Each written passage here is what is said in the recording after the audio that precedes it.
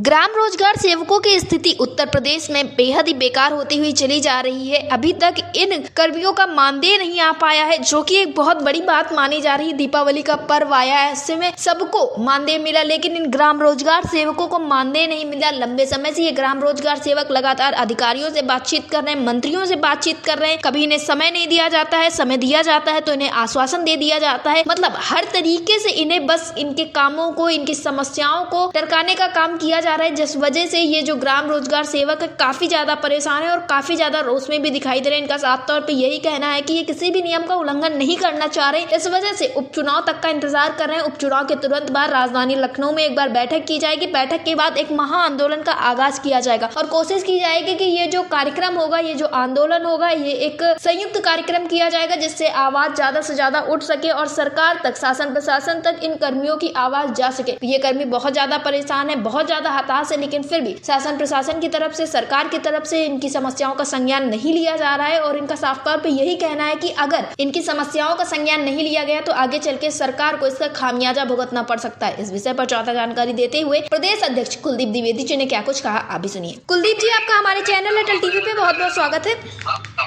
धन्यवाद आपका।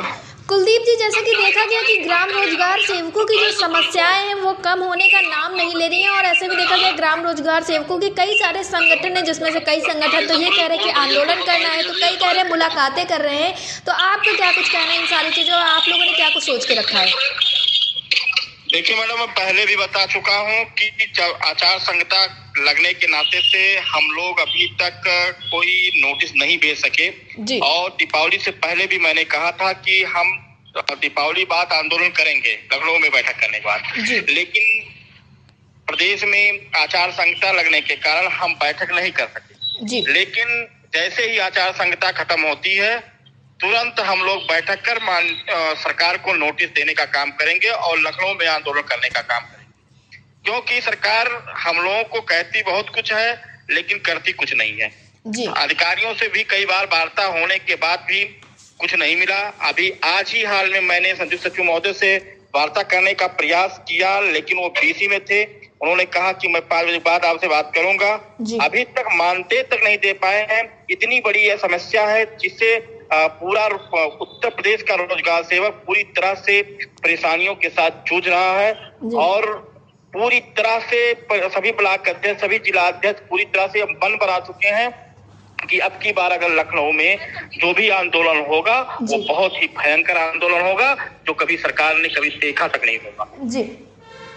कुलदीप जी, बातें कुछ ऐसी भी हो रही कि ग्राम रोजगार सेवकों का या यूँ कहें मनरेगा कर्मियों का कुछ अच्छा इस वजह से भी नहीं हो पा रहा है क्योंकि जो राज्य सरकार है वो केंद्र पे बातों को लाती है और केंद्र सरकार जो है वो राज्य पर चीजें कर देती है। तो क्या ये कारण भी एक मुख्य माना जाए इन सारी चीजों के लिए?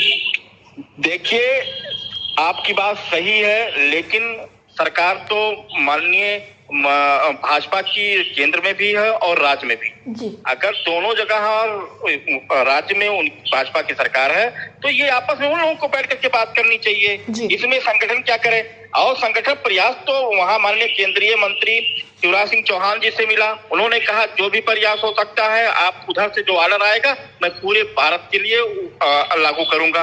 उनकी सोच सकारात्मक है। शिवराज सिंह चौहान जी हमारे ग्राम विकास के मंत्री हैं और बहुत अच्छी सोच है। वो चाह भी रहे हैं कि क्योंकि वो माननीय वहाँ मध्य प्रदेश में जब मुख्यमंत्री रहे तो रोजगार सेवकों के लिए उन्होंने बहुत कुछ किया भी है और मुझे आशा है कि जो मंत्री बने हैं तो वो हम लोगों के लिए भी कुछ करेंगे। लेकिन यहाँ के जो अधिकारी हैं, अधिकारी कुछ लेने का काम ही नहीं कर रहे हैं, कोई पेन ही नहीं ले रहे हैं, ना ही कोई ड्राफ्टिंग तैयार कर रहे हैं। यहाँ तक ईपीएफ का पैसा भी खा जा रहे हैं।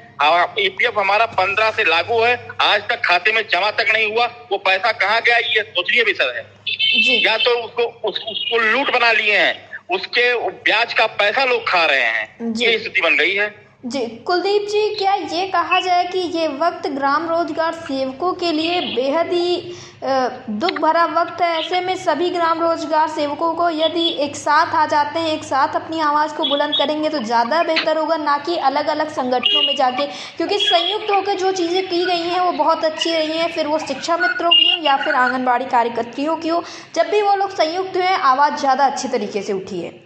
बिल्कुल बात सही है। हमारा संगठन ना पहले बटा था ना आज बटा है जी। हमारा जो भी रोजगार सेवक का संगठन है, मैं अपने सभी मनरेगा कर्मचारियों भाइयों से भी कहूंगा कि इस आंदोलन में सहभागिता करें और सभी लोग अपने संपर्क के साथ साथ एक हम लखनऊ में बैठक भी करेंगे जो पूरी रणनीति के तहत एक अच्छा माहौल बनाते हुए एक डेट डिसाइड करेंगे और हम आंदोलन करने का काम करेंगे जी।